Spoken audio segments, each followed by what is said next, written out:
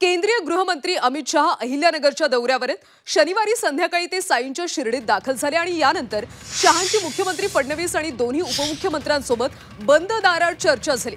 शिर्डीतल्या hotel sun and sand मध्ये तब्बल पाऊण तास चर्चा झाली। यावेळी राज्यात अतिवृष्टीमुळे झालेल्या नुकसानीसह विविध मुद्द्यांवर चर्चा झाल्याची माहिती आहे। पुढच्या आठवड्यात होणारे नवी मुंबई विमानतळाचं लोकार्पण तसंच मेट्रो 3 आणि इतर विकास प्रकल्पांच्या संदर्भात अमित शहांनी यामध्ये आढावा घेतल्याची माहिती आहे।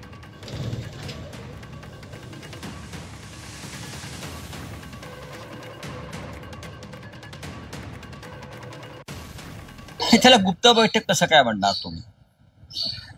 गृहमंत्री उघड्यावर तर बैठक घेऊ शकत नाहीत ना।